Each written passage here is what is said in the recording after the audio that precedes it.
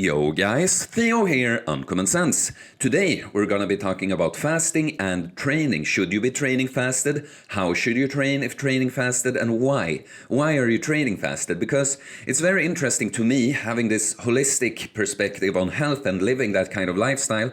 I obviously do a lot of training. I do a lot of being sure I eat a healthy diet. I do a lot of fasting, both intermittent and prolonged fasting. But the combination of fasting and training is just something that isn't all that interesting to me. It's not something I spend too much energy on. But I do get a lot of questions about it, like should I train fasted, or how should I train when fasted? And that's when the why comes in. Like, why are you training? Why are you training on the fast? That we need to know before we decide if you should be training fasted and how you should be doing it, right? It becomes quite obvious if we remove the whole fasting part. If you're just like, how should I train? Why should I train? You know, it's like, yeah, that depends a lot on your goals, what you're looking to get out of it, right? And so we're going to start talking about intermittent fasting. But as you know, I'm a big fan of prolonged fasting too, so I'll spend more energy on that because I think there's more to say about that. But think about intermittent fasting. Well, first of all, when you're not addicted to eating all the time, it's just ridiculous that you would have to eat something before training in a day. To be able to give it your all, because it doesn't really work like that. If you eat something right before training, you're not going to get energy from that until many hours later at the earliest. So a lot of the time it depends, like your output in the gym has more to do with how you're eating the day before than how you're eating on the actual day.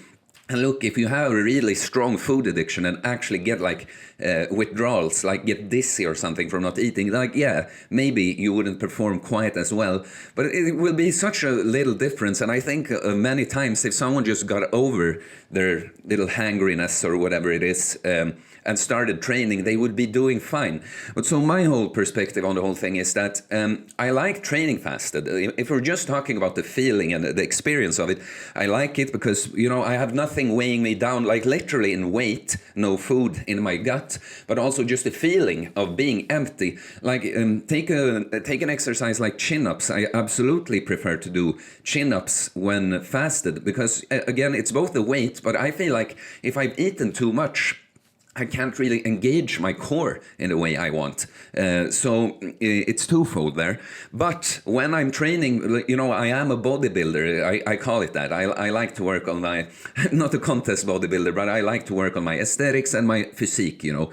And so I like to have eaten one meal before training, just that because I know then that, you know, I already have amino acids circulating in my system. As soon as the workout is over, I have building blocks to start repairing. You know, we break muscle down in the gym and we eat protein and food to rebuild it. So that's how I kind of prefer to do it. I like it. I really like doing fasted training when we're talking just fasted on the day. But for my goals of building muscle, I think it's slightly more optimal to eat something before, but it has nothing to do with the performance. It's just about the recovery aspect of the whole thing.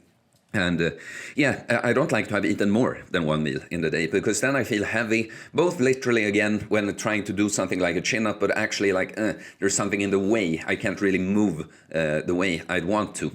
Yeah, so that's kind of the plus minus side of the thing. You feel better, feel lighter. It's actually when you're not a food addict and you don't like suffer from just not having eaten yet in the day, it's actually a better feeling to work out in that way. But you might be leaving a little bit of gains on the table. Not necessarily, you know, if you eat enough after the workout, we're talking like real fine-tuning shit now. And I think about those things because I'm quite advanced at this point. But okay, let's get to the prolonged fasts. How should you train and why should you train on the because I've gotten so many people, you know, I am an online coach, but I also interact with a lot of people because this prolonged fasting lifestyle and combining it with weight training is kind of unusual. So the people who do something similar that find me, you know, I talk to everyone I can basically that reaches out. And a lot of people, they tell me like, yeah, I did this full body, I fasted for 72 hours and I trained full body 2-hour workouts every day. And I'm like, okay, cool story, bro, but why? What are you looking to get out of that? Do you think that you magically build muscle on the fast, because obviously you don't. You're in a super catabolic state, and I know from experience that you don't lose much muscle, if any, during a 3-day fast, but you sure as hell can't build muscle without protein. And not only without protein, like it's only a very overweight person that could get away with just meeting their protein needs and build muscle. A lot of us other people, we need more energy just because the body is going to use the protein for other things than building muscle if you're in too big of a deficit and don't have enough body fat to eat from. So my question with these long fucking weight training workouts that look kind of the same as you would be training when eating is like, why are you doing this? I really don't understand. Is it that you don't understand that you can't build muscle without eating? Because I don't understand it. So okay, my approach, to be honest, when I've done this, I train and eat so well in between that I'm not worried at all about training when I do a 3-day fast. To be honest, it's mostly for fun. I like training, so I go and just try some things out in the gym on the fast. But what I think is very important is this, again, with the long fucking workouts, long heavy workouts on the fast, we break down muscle again in the gym. And if you don't get any protein from the outside, the body is going to have to catabolize itself to repair the muscle, right? So we don't want to break down muscle on the fast. So my approach when doing it for some kind of purpose that isn't like, just have a fun, do some exercising on the fast. My thing has been, I've done full body workouts, so I feel like I hit every muscle and do one set per exercise, one working set, just to stimulate the muscles, because the body gets a ton of different signals and tries to do the best decision with the information it has. And so if we can, again, in my experience, you don't really lose muscle fasting, but if that would be something you're worried about, just stimulating the muscles with the minimum needed to stimulate it without breaking it down sends a signal to the body that, okay, apparently we need this muscle. If we can take protein from other tissue for other processes that the body needs protein from, let's take it from that, like skin. So that would be the purpose if we're talking about weight training for physique, like just take a workout to kind of stimulate the body and prevent muscle loss even more.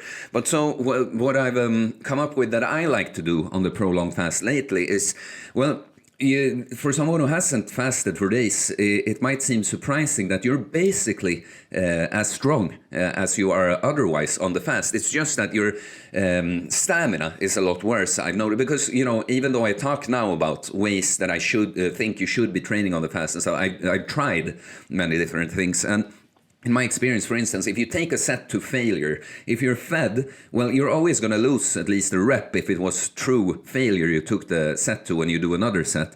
But on the fast, if you take a set to failure, you lose everything. You can't do anything near that the next time. So you're still quite strong. It's just that high reps and going to failure is going to exhaust you a lot faster than it would otherwise. So it's a perfect time to actually do some strength training, really low rep, like 1 to 3 rep range training, because you're still quite strong and that won't fatigue you as much. It's just very heavy, 1 rep, but then it's over, And this can indirectly aid you in muscle growth, because that we get stronger, it's not only that we get actual more muscle mass, it's also the nervous system, how efficient we are at performing a motion, how efficient we are at recruiting all the muscle that we've built, right?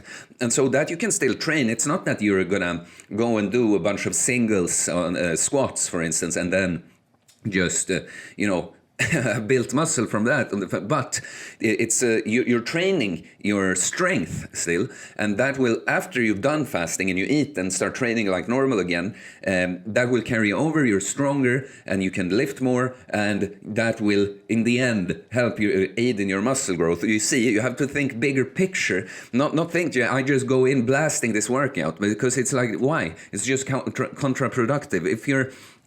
If you're fasting, you're just breaking down the muscle and have nothing to repair. You're losing muscle. You're losing more muscle training that way than just not training at all. So really low rep strength training is my go-to, along with mobility training, because it's, again, if we're talking improving your mobility, just minimizing or tending to your weak spots, you know. If you can improve your mobility, you'll be more efficient too in bigger movements, and you will be able to move more weight, and in the end, long term, you'll gain more muscle from that. But again, it's not something that happens during this workout. But mobility training is a great idea to do on the fast, because it's a different kind of progress. It's not the same thing that we, in certain kinds of mobility training, with a lot of stretching, we do break down some muscle mass and need some protein to repair it. But a lot of it, it's not the same process as hypertrophy training for building muscle, right? So it's actually progress you can make on the fast. So that's my go-to now for fasted training. Just when we're training for building muscle and physique goals and even strength, you know, the training should still be focused on during when you're actually eating, and when you can rebuild what you break down in the gym, build it back stronger with the food. And let the training take a back seat on the fast, and be smart about it. Think about like just how it can aid you in your normal training. What can I do? What can I still do on the fast, so that it will help me after the fast when I'm training for real again? That's kind of the mindset I'd like you to have. And so if we're talking weight loss, and but I just don't want to sit around fasting. I want to exercise, lose weight. Well, it's still not long ass weight workouts that's going to be the best way to do that. The best way is going to be low to moderate intensity cardio. And we say cardio, that can be walking. A lot of walking, you know, people don't realize how much energy you burn walking. Like the return on investment on walking is great, both because you can use it just as a means of transportation, but you know, going on an hour-long walk isn't all that tough, you know.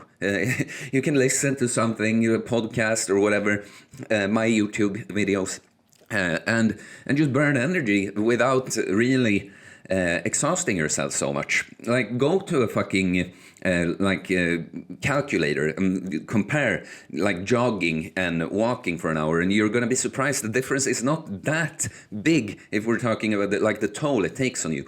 But I prefer stuff like walking and actually like a cross trainer or biking or something, because again, if we run, for instance, on the fast, the impact from all the little steps can actually create some muscle damage, and again, we could lose muscle doing activity like that. So I like it if you want to do it at a higher intensity than walking. It's you know, this is fine tuning again. It's not that you're gonna lose a bunch of muscle running. If you like running on the fast, like, by all means, you know. But if we're trying to optimize, we want to do something with less impact on the joints, and like this, I don't know the word, like kind of you dunsa, the duns from the step, Swedish word.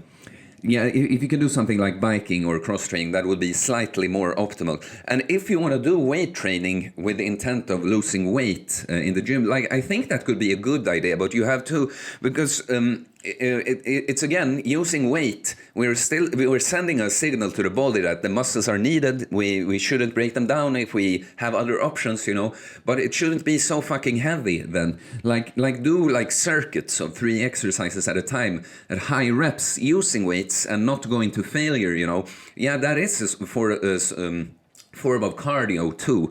That could be a good idea to do, actually. But you have to reconsider. You have to really think fasted training and your fed training are 2 completely different things, because there's just very different things you can accomplish when eating and training than you could when you're not eating. I hope you can see this now, that there is no point in just fucking blasting workouts and breaking your muscle down when you're fasting. Like, the only time, like if you're doing it at the tail end of a fast and you're soon to be refeeding, like, yeah, I could see the point, but it's still not like focus on it when you're actually eating. But because, you know, stimulating the muscles from weight training, the protein synthesis is elevated for like 24 to 48 hours.